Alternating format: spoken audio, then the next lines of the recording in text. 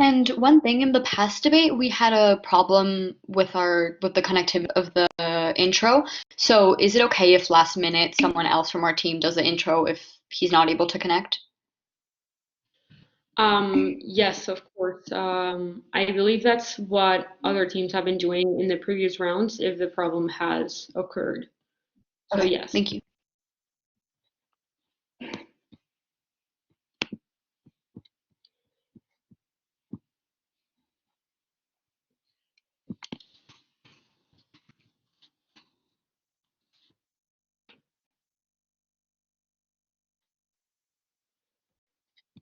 Okay, so I believe we are all here, and in about 2 minutes we can start the debate. Let me just note the speakers in each turn. Yeah, and Blanca, I think we are still missing Elena Gillis. Thank you, Pedro. We will wait for her. 1 second. Yes, we're missing her. Okay.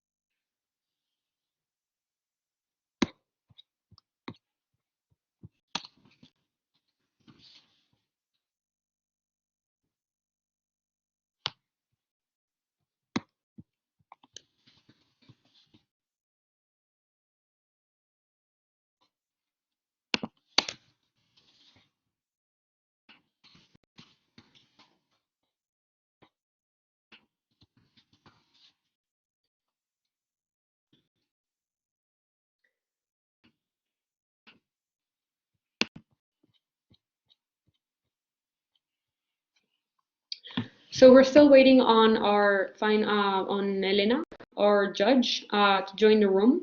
Are all teams ready except for that? Yes. Yes. Yeah. Perfect. So sorry for the delay. We'll start as soon as Elena fixes her connection. Yep. And I would like to say hello to the other team. We've seen each other in the final before. I'm glad. I'm glad. Congratulations to you both. Thank you.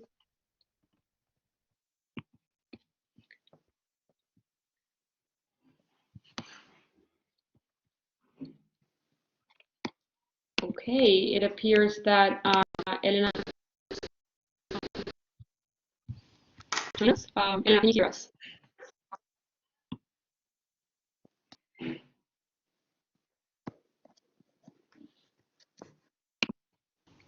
Hello, I'm here.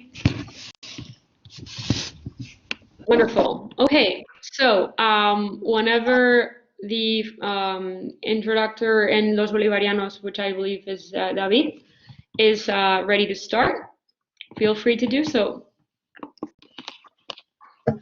And just, David, 1 second, sorry, just a reminder, when I believe the debaters have to leave the room after the debate finishes so that we can adjudicate a call. Does that make sense?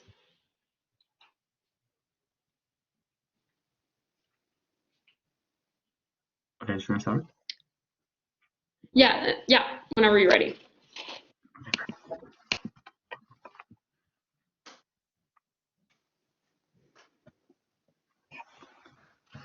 Wait the timer.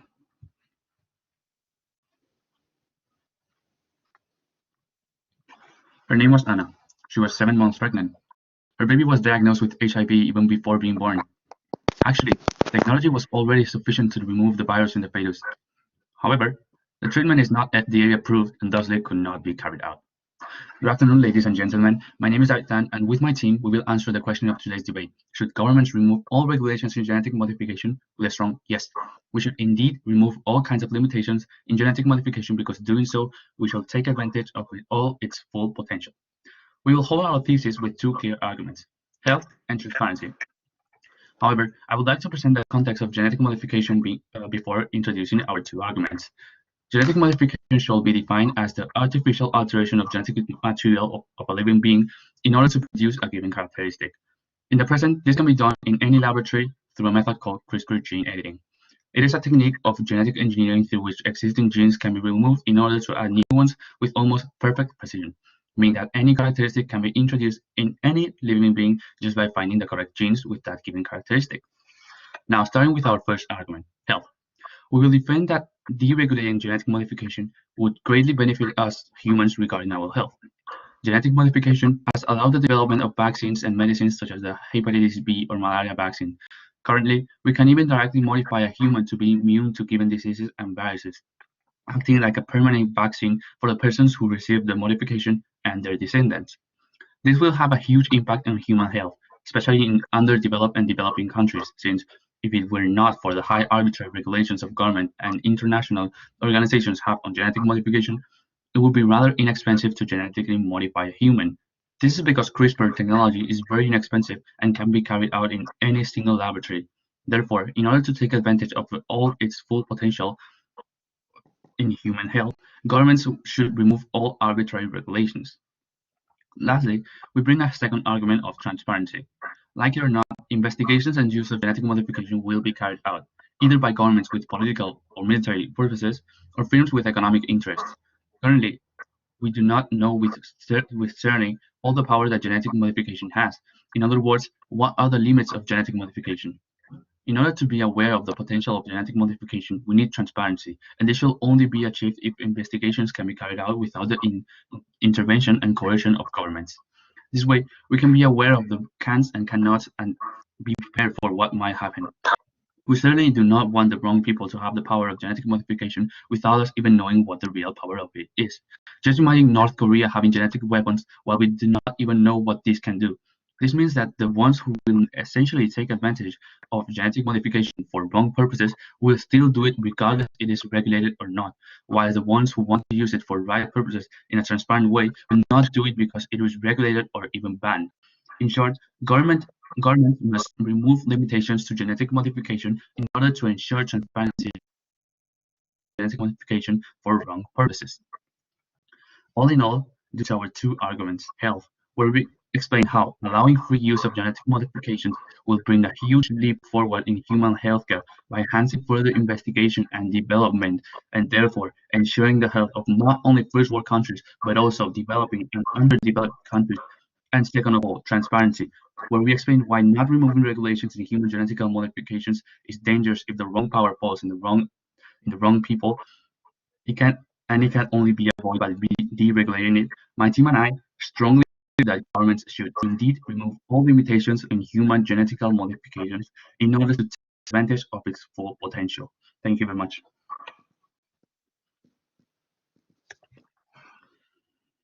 Thank you very much for your speech. Now we welcome the introduction in the team against the motion, and that would be Raquel.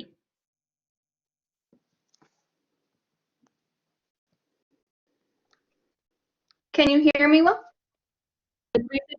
Just a reminder for everyone to shut their to turn their microphones down during other debater speeches. Yes, Raquel, I can see you and hear you. Can everyone, can all the judges see her and see her?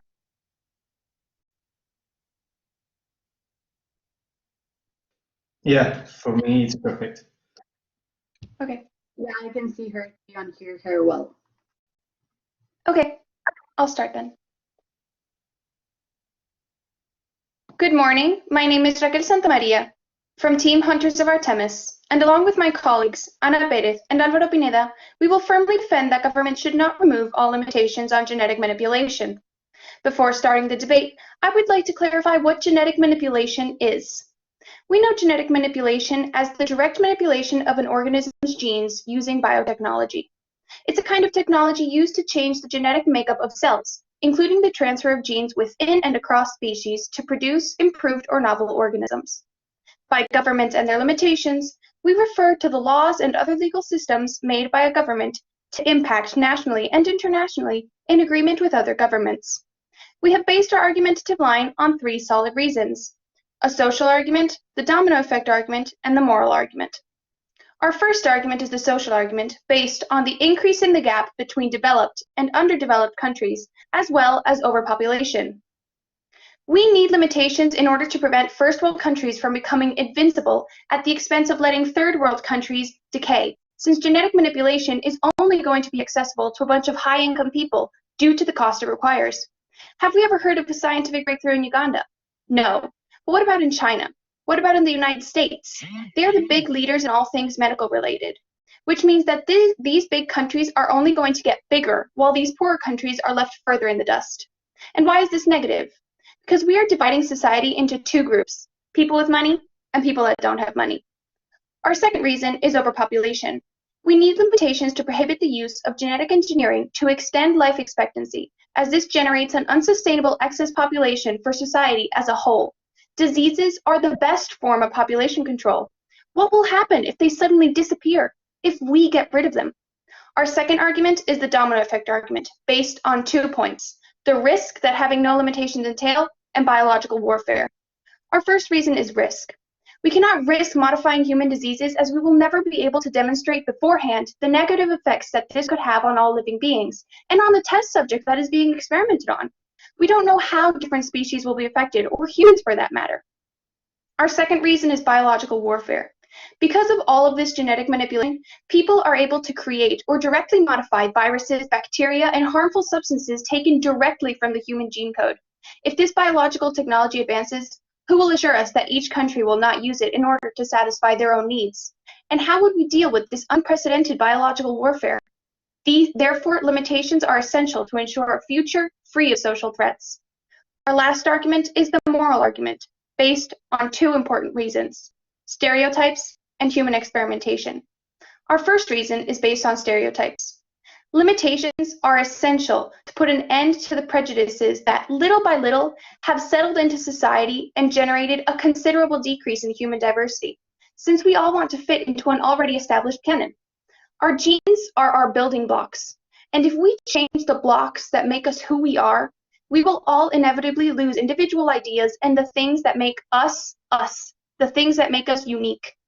And on the other hand, coming to our second reason, should we be able to submit a baby to experimentation just so it can hypothetically cure a disease, even if we don't know the outcome of such an experiment? And furthermore, is it ethical to use it as a means of punishment against, for example, war criminals? Again, limitations must be established to avoid these types of situations. And so, with these 3 main arguments stated above, my teammates and I firmly believe that governments should not remove all limitations to genetic manipulation, as it could have unprecedented consequences for the future of all humanity. Thank you very much. Thank you very much for your speech, Raquel. Now we welcome the first rebuttal in the team, in the proposition team, and that would be Monse. Thank you.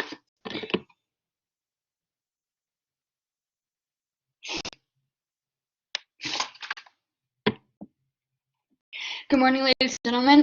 Today I will begin my turn by refuting the opposing team's arguments and then continuing to construct my own. The opposing team brought us 3 very interesting arguments. One being a social argument, where they say how removing all regulation to genetic modification would only enhance the inequality between populations, specifically because poor geographical locations would not be able to afford this. However, this can be seen with the example of gold rice, for example, how previously genetically modified organisms have been subsidized by scientific institutions and research centers specifically aimed to developing countries at a very low cost, ensuring that they can actually afford these treatments. Now moving on to the second argument of the domino effect, where they where they spoke about how there would not be many limitations as onto how these effects would be treated. However, as I will further explain in my argument, if there were less limitations, it would also ensure that these treatments could be only there will also be less limitations for research. So in other words, the safety of these techniques could only be further proven to be safe if there were less limitations. Thirdly, their moral argument of how we would lose a sense of diversity. However, I believe that this argument, a lack of explanation as to why this is inherently bad, was not given. Now moving on to my own arguments. My first argument is based on human health. No question that gene editing technology are potentially transformative and are the ultimate precision medicine. If you can transform, if you could precisely correct or delete genes that are causing problems, that would be the purest form of medicine that there is. It would be so transformative for people with diseases caused by a single gene mutation, like sickle cell anemia or cystic fibrosis. Developing safe, effective ways to use gene editing to treat people with serious diseases with no cures has so much potential to relieve suffering that it is hard to see why anyone would be against it. Despite decades of trying, there are still no vaccines against virus kills tens of millions of people and cause untold suffering, such as HIV and the cancer-causing Epstein-Barr virus. However, genetic modification technology has allowed for a new take on treating these life-threatening diseases, skipping the vaccine and directly introducing the antibody, an idea proposed by the Fred Hutchinson Cancer Research Center. In 2017, a team of Chinese researchers successfully increased the resistance to HIV in mice by replicating the mutation of a gene that effectively prevents the virus from entering cells. For now, however, scientists are only doing these experiments on animals, but there is reason to believe that the same methods would work in humans, according to the Journal of Royal Society of Medicine.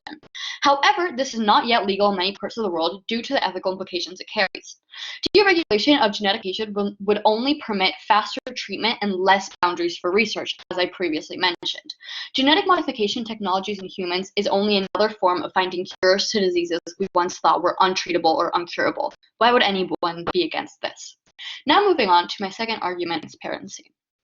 Although we want to admit it or not, right now there is a huge demand for the use of genetic manipulation in areas now banned, such as embryonic development. This can be evidenced by cases as one that recently happened in China, in which a couple's children were genetically modified to be immune to HIV, which also comes from the Society of Royal Medicine. So, regardless if there is regulation, some actors will inevitably go outside of it. Limits on genetic manipulation essentially put those who comply with the law at a disadvantage, and that can be very detrimental to society. So let's put the risk of these twins in China. If genetic manipulation brings no consequence to them, then society has been missing out on a treatment for HIV for a long time because of regulation. But we can also take a look at the negative uses for genetic manipulation. Let's examine the use of genetic manipulation in biologicals that affect humans. There are governments and criminal organizations around the world that don't care about international regulations and could easily use genetic manipulations for weapons. If they were to use weapons, the world would have no way of knowing how to defend against them. The bottom line is that regulation hinders the process of investigation, which I mentioned in my rebuttal to the opposing team's arguments. And this makes us blind to both the possible consequences and benefits that could come from genetic manipulation. If we were to completely deregulate genetic manipulation, this would allow for a considerably larger amount of investigation into it, bringing us closer to completely understand the process much faster. Thank you very much. Thank you very much for your speech, Monse. And now we welcome the first rebuttal in the team against the motion, and that would be Álvaro. Can you hear me? Yes, I can see you and hear you. Okay, thank you. Good morning, my name is Álvaro Pineda, and the structure I'll follow will be very simple. First, I'll rebut the opposing team arguments, and then I'll proceed to construct my own argumentative line. Their first argument is the development of health. However, curing diseases in a massive way, and therefore extending the lifespan of everyone, will make worse one of the biggest problems that we have right now, overpopulation. Overpopulation will end up with all the human race dying. But I have to say that if, this were beneficial, it is still not ethical, as in many cases we will be creating life just to give it to someone else. But I have to say, even if this was ethical, only people with money would use this technique. So therefore, we will be only treating diseases only from wealthy people, as they are the one that can pay for those. So therefore, we are increasing the gap between countries. Now, I'll proceed to construct my own argument. Our first argument is the social argument, based on two reasons. The first one being the difference between countries. New technologies are always expensive, so only the households that could afford to take advantage of this technique will perform genetic modification on their children. This means that we will create a division between those with money and people that don't have money. We can even find ourselves living in a world where different classifications of genetic purity could lead to individualized approaches to healthcare, employment, and education. It will become the next for those with money to safeguard the social status and become invincible, while the poor people that cannot use this technique are left to die. They try to rebut the opposing team this argument, saying that it is cheap, but however, according to technology review, modifying only one embryo costs more than 100,000 euros, so therefore it's not cheap, and we are going to increase the difference between countries. Why is this negative? Well, obviously because we are dividing society into two groups. Our sub-argument is overpopulation. This is one of the best methods that we have to fight against the biggest problems nowadays, overpopulation. So if we use genetic modification to extend the lifespan of everyone, we will lose the only method that we have to fight against it. But I also have to say that a longer life isn't always practical.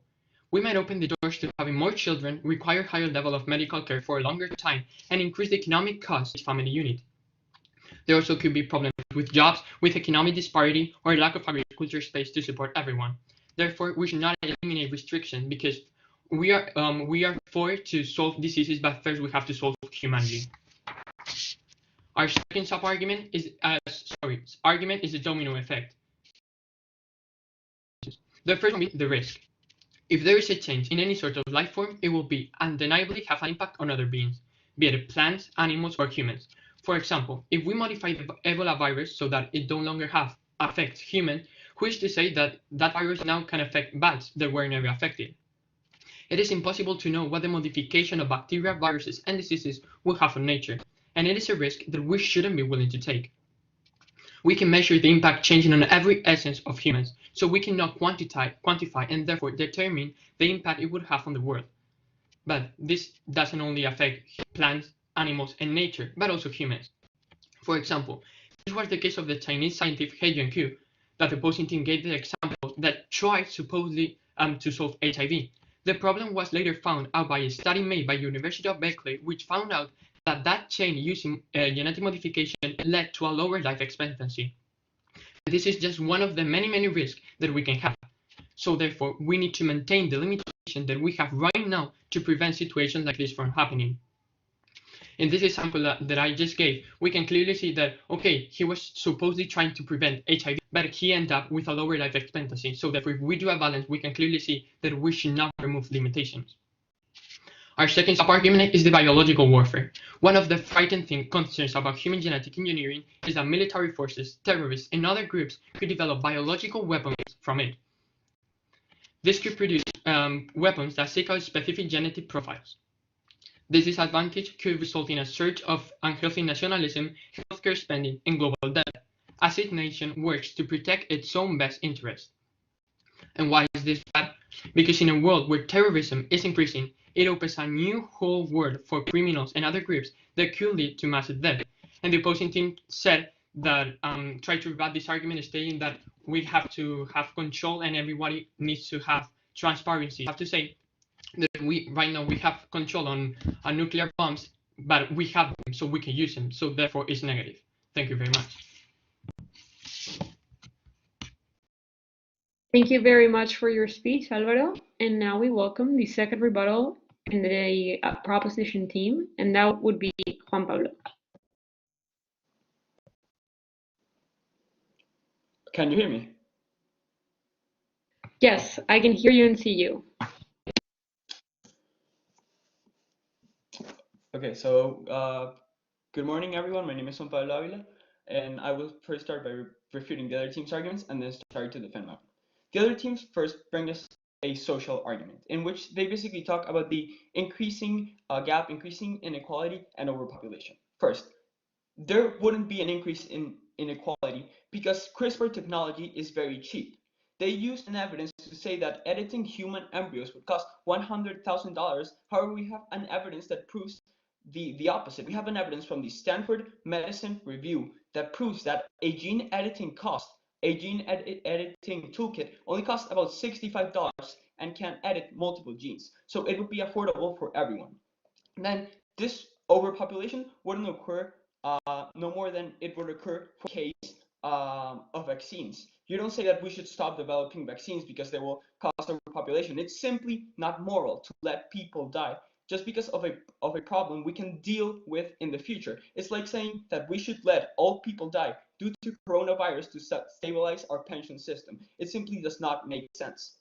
And then I want to go to their domino effect argument, and they have 2 points. The first point, they talk about biowarfare, saying that terrorists will be able to develop biological weapons. However, that's the case right now. Terrorists and criminal organizations simply don't care about regulations. So they'll develop these weapons whether we want them to or not. If we were to completely deregulate the genetic manipulation industry, then we ourselves would be able to examine the possible consequences of these weapons and prepare for them. Because if we keep those regulations, then we will be completely blind to the consequences that these weapons will have on humanity if they are used. So we won't be able to prepare for the use. They also bring a point which is related to risk, on the possible risk that genetic manipulation can have in the long run. However, those risks still exist today, and that's because genetic manipulation is still done today. Although it's regulated, it's still done, and it's tested on people, and people agree to take responsibility for the risks that this can entail. So it would be the exact same case if we deregulated the industry. Your question. Even if your evidence was true that it costs 65 euros, are you expecting undeveloped countries that don't have access to drinking water to expend 65 euros to modify an embryo? Look, this goes back to the case of vaccines. You wouldn't expect these countries to be able to afford them. However, polio has been almost completely eradicated in Africa due to efforts from the West, and genetic manipulation would be significantly less expensive than vaccines. So yes, this can be used for undeveloped countries such as those in Africa for immunization with no problem. They also talked about how genetic manipulation could have an undesired effect on other creatures. However, that's exactly what's happening right now because we don't use genetic manipulation. We're making ourselves immune to viruses with antibiotics, and this is the same exact case. These viruses to which we are being immunized can affect other creatures, but it is through genetic manipulation, although it's not the question of the debate, we can manipulate these other creatures to be immune to these viruses, and that's what we do in areas such as agriculture. And then I want to go to their last argument, in which they talk about stereotypes. We can already conform to stereotypes through surgeries such as plastic surgery. So you don't really see everyone having plastic surgery right now. So why would this paradigm shift necessarily cause this change in attitudes? And even if it did cause this change in attitudes, people would still keep their interest and ideas. So we would still have this individuality that the other team says we would lose. And then they talk about human modification, saying how it can be used involuntarily on babies and prisoners of war. However, that's not the case because those don't apply to regulations on genetic manipulation. Those are basic human rights. If someone doesn't want to be experimented on, he simply can refuse to do this. This has no relationship with limitations on genetic manipulation. It has to do with human rights. So at the end, people would still need to agree. There would need to be consent for you to be subject to genetic manipulation. And finally, the only argument they refuted to us was our argument of human health, basically talking about how we can't improve human health because at the end we will be causing overpopulation. However, I already said how this does not make sense and it's actually not ethical. Thank you.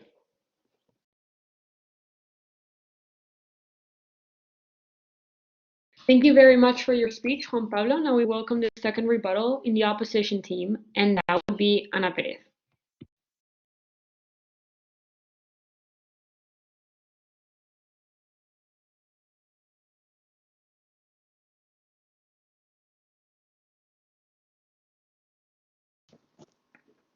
Can you hear me? Yes, I can hear you and see you. Okay.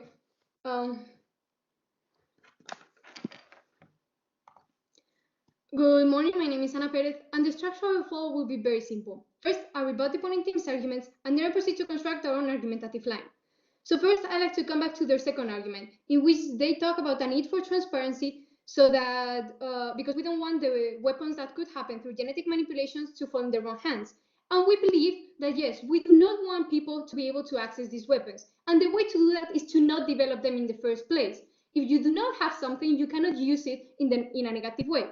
Not only this, but it is true that we cannot go blind on matters regarding genetic manipulation. That is why there is still research maintaining the limitations so that it doesn't go too far as to actually cause damage. So in a way, we are researching and development in a sure and slow and safe way.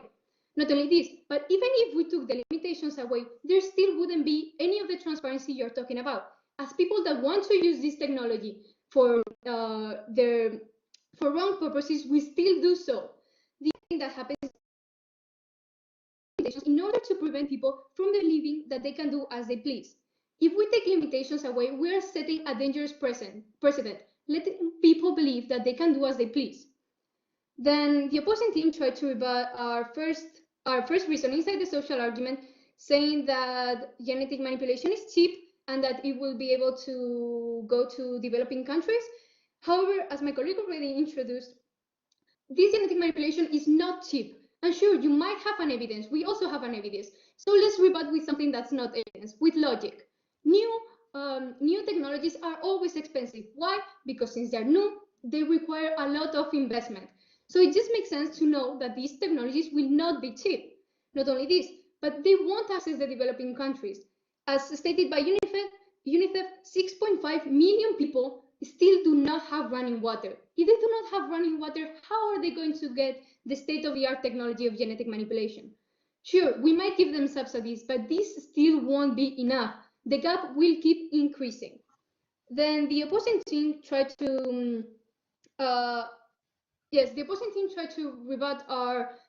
rebut by saying that overpopulation is a problem in the future.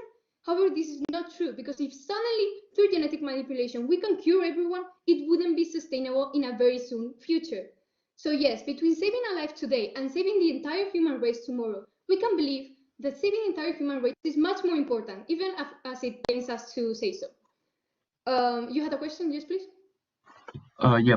Don't you believe that even if governments are still regulating genetic modification, those terrorists and authoritarian governments will still use it for weapons? And therefore, in order to have transparency, we should deregulate it? Thank you for your question. As I already said before, even if we took the limitations, we still wouldn't have transparency, because people will still be using this in negative ways if they have the knowledge to do so. Now, I'd like to come back to our third argument, which is the moral argument. Our first reason was the stereotypes, because people's actions are often guided by stereotypes, which leads to a lack of diversity.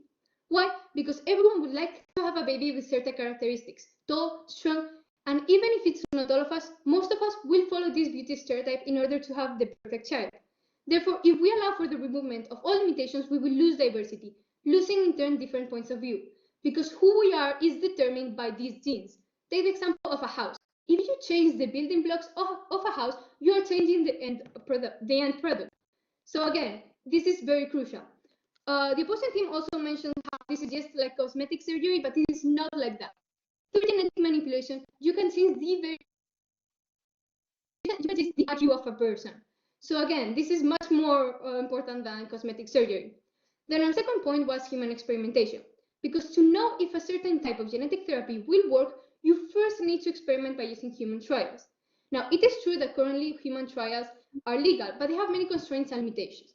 And if we take the limitations regarding genetic manipulation, we will in turn also be taking some of the limitations regarding human trials. And why is this bad? Because experimenting with a human gene pool is much more risky than having trials for antibiotics or medicinal drugs. The limitations on the methods used will also be eliminated. Do we really want to allow for a person, for example, a war prisoner, to be experimented on in order to test a new genetic therapy? Regardless of what these people did, they are still human, and they should not, under any circumstances, be experimented on as a means of torture or as a means to an end. We have to maintain these limits because it's the ethically correct choice.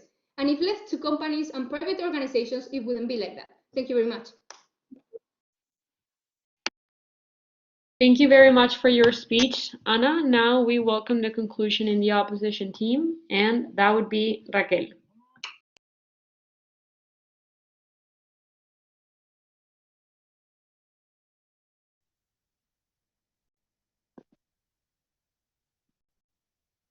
Good morning. My name is Raquel Santamaria from Team Hunters of Artemis, and I would like to thank the judges, the public, and our opposing team for such a thrilling debate. Now I'd like to come back to the most important points that have been previously mentioned. Our opposing team had two main arguments. In their first argument, they spoke about the development of new medicines, of how we will help people have a longer life expectancy. And we said, yes, this may be true, but more life expectancy leads to more overpopulation, which is condemning all of humanity. Do we really want to save a few lives to kill 1,000? And besides, even if there was no overpopulation, it is still not ethical, because often when there is human experimentation involved, we are taking a life in order to save another. And again, even if it were ethical, it would still be discriminatory, as only the rich can afford these new medical treatments, because as we have already explained, it is very expensive to genetically modify a human being. In their second argument, they spoke about the need for transparency so that weapons, biological weapons, don't fall into the wrong hands. And however, we said with limitations, we will have less of these weapons than if these limitations were gotten rid of. And yet, even if they got rid of all limitations, this transparency still wouldn't exist. Because if bad people want these weapons, they are somehow going to get them. For example, the black market. Now I'd like to come back to our own arguments. Our first argument was a social argument, in which we spoke about the increase in gap between rich and poor countries, and inside of rich countries between rich and poor people. Because genetic modification is generally very expensive, even though the opposing team tried to tell us that it was cheap. Now, there may be some instances where it was cheap being 100 euros instead of 1,000, but this is still not cheap for many countries where they don't even have drinkable water. We also spoke about overpopulation, and how if there's more life expectancy, there will be more people harming the ecosystem, which means more deaths for a future. Now you said, isn't it not moral to let people die? And of course it's not moral to let people die. But does that mean we should condemn humanity? Because by saving 100 people, we may be killing 1,000 more with overpopulation and unsustainability. In our second argument, we spoke about the risks of how it is impossible to know what will happen when we modify a person, how it will impact the nature and the ecosystem, and how the experimentee himself or herself will be affected. We also spoke about biological warfare and how terrorists and governments can use these new genetically modified people to target humanity as a whole, as we will all have similar gene code, and therefore we will be susceptible to the same viruses. And lastly, our moral argument. Is it okay to experiment on a child, even have a say in what will happen to them? Because you said people can refuse, and yet how can they refuse if you are experimenting on an embryo and on a baby who has nothing to say on what will happen to them? Thank you very much.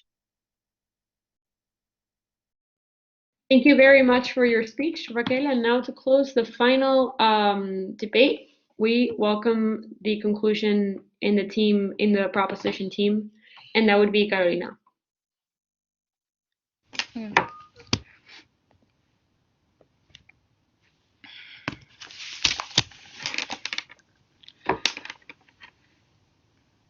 Well, good morning. My name is Carolina, and I will be doing the conclusion of this debate. So firstly, I'd like to go through their arguments and show how our arguments actually stood standing while theirs fell because of our refutations. So they brought us three main arguments, and they brought us firstly a social one, which they said that it had genetic modifications enhances inequality, but we showed how CRISPR is actually very cheap, with the standard evidence saying that it costs only $65, and not only that, but we also talked about how the Golden Rights Project is directly aimed for developing countries, by scientific institutions. And furthermore, polio is an example of how the West is contributing to helping the poor. And this is clear refutation to what they said about the high expenses of genetic modifications, as they brought us a logic of fallacy, because something new doesn't mean it has to be expensive. But we have shown how the rich can actually contribute and help the poor in this situation. And they also said that genetic modification brings us overpopulation, and we said, our second refuter said, that it is not moral to let people die. And how can they be defending morality when they say that we should let people die because of those lives? And furthermore, they did not consider at any time that people could still work during when the lifespan increases, and that's why they didn't really evidence any of the statements they gave us. So this is why their social arguments doesn't really stand. And furthermore, the domino effect argument, we told them that terrorists can actually still do what they want to, even if but if we deregulate it, we could have a better knowledge of what are the limitations and how can we tackle the problem. Because if we do not do anything now, we won't be able to do anything once the problem comes. And the third argument, the morality, they talked about a lose a sense of diversity and ideas. May I reinforce ideas? And our first refutator said that, well, this is intrinsically bad. They didn't really give any reasoning to that. But furthermore, our second refutator also said that interests and ideas cannot be changed by genetic modifications, because that is something that you develop through your life. And furthermore, we also talked about free will and informed consent, which means that these people will not be subject to this experimentation if they do not want to. So how is this unfair to the poor, and how is this unfair to the rich? So this is how their three arguments do not really stand standing compared to ours, which were health and transparency. And in our health argument, we talked about that we can skip vaccine and reach antibodies directly, and they say that it's only for the wealthy people, but this is a logical fallacy, as as explained before.